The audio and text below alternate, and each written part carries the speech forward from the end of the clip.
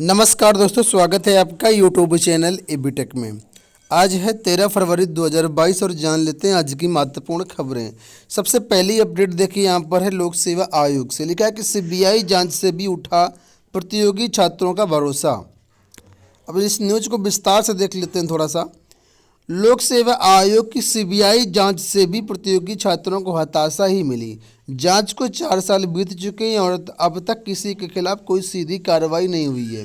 भर्तियों में भ्रष्टाचार और बेरोजगारी के खिलाफ मोर्चा खोल चुके प्रतियोगी छात्र सीबीआई जांच में लेट लतीफ़ी के लिए प्रदेश सरकार को भी जिम्मेदार ठहराते हैं।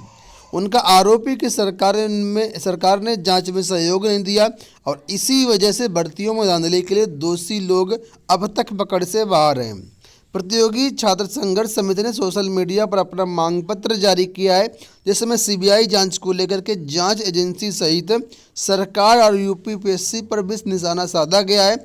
4 साल पहले प्रतियोगी छात्रों की मांग पर मुख्यमंत्री ने 20 जुलाई 2017 को आयोग की परीक्षाओं को सीबीआई जांच की घोषणा की थी और उसके बाद जांच चल रही है, लेकिन किसी पर कोई भी सीधी कार्रवाई नहीं हुई। 4 साल बीत गए।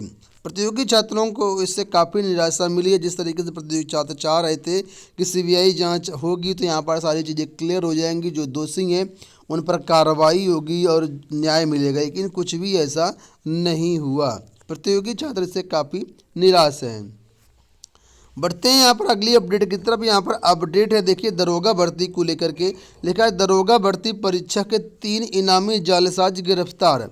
जिले में गत वर्ष नवंबर में हुई दरोगा भर्ती परीक्षा में इलेक्ट्रॉनिक डिवाइस के माध्यम से नकल का प्रयास कराने वाले साल्वर गिरोह के 3 जालसाजों को स्पेशल टास्क फोर्स की स्थानीय इकाई पुलिस ने शनिवार को नुआओं अंडरपास के पास समीप से गिरफ्तार कर लिया। आरोपियों की पहचान 15,000 रुपये के इनामी मिर्जापुर के जिगना थाना अंतर्गत चदेरू चौकठा निवासी धर्मराज यादव, 15,000 के इनामी प्रयागराज के घोरपुर थाना अंतर्गत सेमरा कलबना निवासी पुष्पराज सिंह और 10,000 के इनामी प्रयागराज के सुराव थाना अंतर्गत मुरादपुर खुदीपुर के इस्माइलगंज निवासी प्रभाकर पटेल के रूप में हुई है।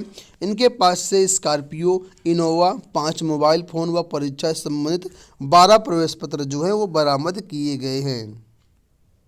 देखिए यहाँ पर भी यही चीज़ दी गई कि दरोगा भर्ती में सेंधमारी का भंडाफोड़। आगे यहाँ पर देखिए लिखा है कि 15 लाख रुपए में होती थी परीक्षा में पास कराने की डील। वर्ष 2021 में उत्तर प्रदेश पुलिस में एएसआई के लिए जो परीक्षा करवाई गई थी, उसमें अभ्यर्थियों से 15 लाख रुपए लेकर के परीक्षा में उत्तीर्ण कराने की बात की गई थी। तो ये मास्टरमाइंड जो थे, इनामी मास्टरमाइंड थे, इनको फिलहाल गिरफ्तार कर लिया गया है।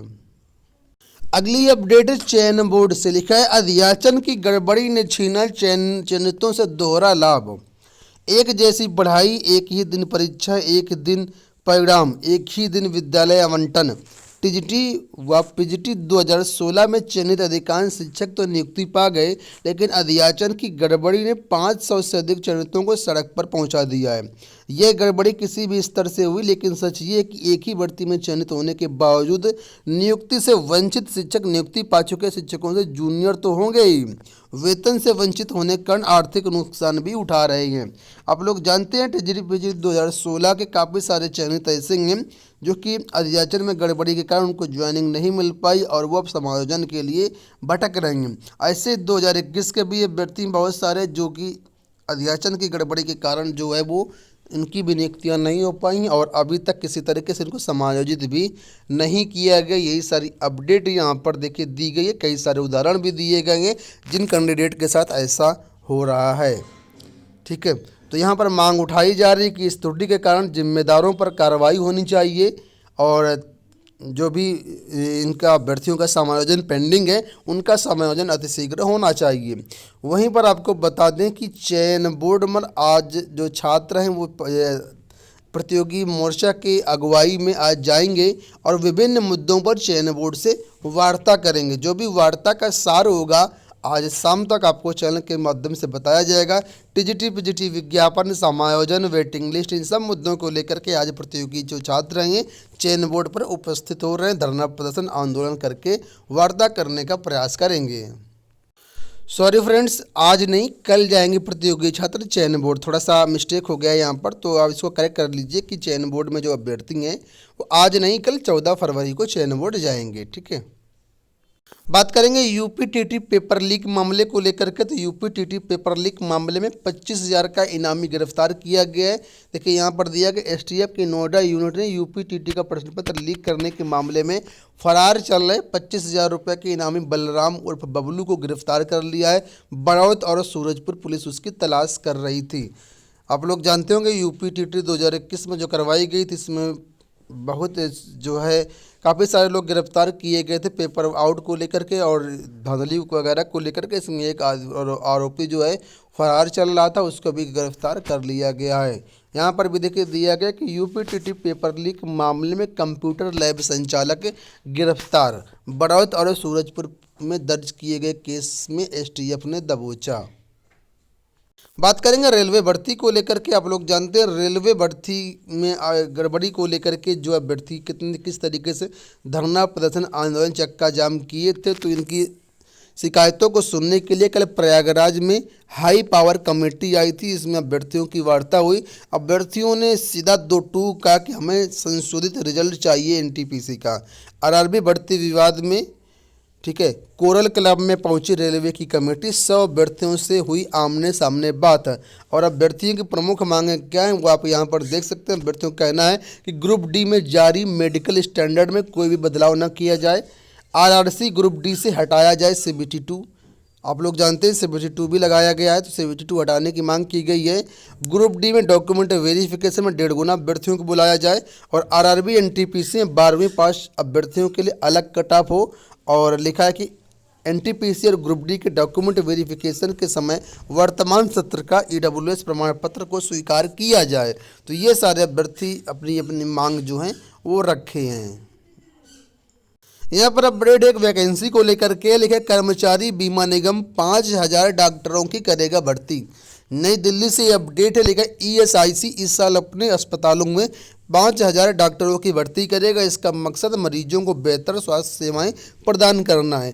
ईएसआईसी की गुरुग्राम में शनिवार को 187वीं बैठक में निर्णय लिया गया कि बैठक की अध्यक्षता केंद्रीय श्रम मंत्री भूपेंद्र यादव ने की। और यहाँ पर कहा गया कि डॉक्टरों की कमी है ईएसआईसी में, इसलिए 5,000 डॉक्टरों की यहाँ पर भर्ती की जाएगी। ठीक है। बात कर लेते हैं 69 शिक्षक भर्ती मामले को लेकर के। लिखा है अतिरिक्त अंक न देने पर सचिव से मांगी जानकारी। इलाहाबाद हाई कोर्ट ने सचिव परीक्षण प्राधिकारी प्रयागराज अनिल भूषण चतुर्वेदी से इस बात की जानकारी मांगी है कि कोर्ट की शरण में आए 69 शिक्षक अभ्यर्थियों को अतिरिक्त 1 अंक देने की आदेश का लाभ याची लाभ क्यों नहीं दिया गया। सरकारी वकील से जानकारी 7 मार्च तक उपलब्ध कराने के लिए कहा गया है। ये आदेश न्यायमूर्ति रोहित रंजन अग्रवाल ने उपेंद्र कुमार दयाल की अवमानना याचिका पर दिया है।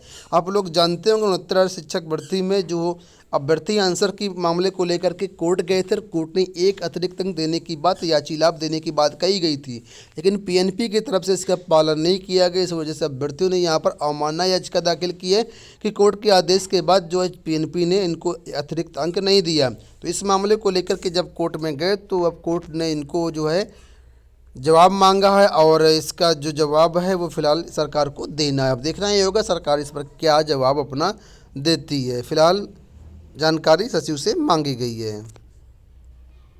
यूपी बोर्ड को लेकर के यहाँ पर अपडेट लिखा है। यूपी बोर्ड परीक्षा केंद्र में टूटेंगे दूरी के तय मानक। यूपी बोर्ड की हाई स्कूल इंटरमीडिएट परीक्षा 2022 के जियो मैपिंग से परीक्षा केंद्रों का निर्धारण कराया गया है।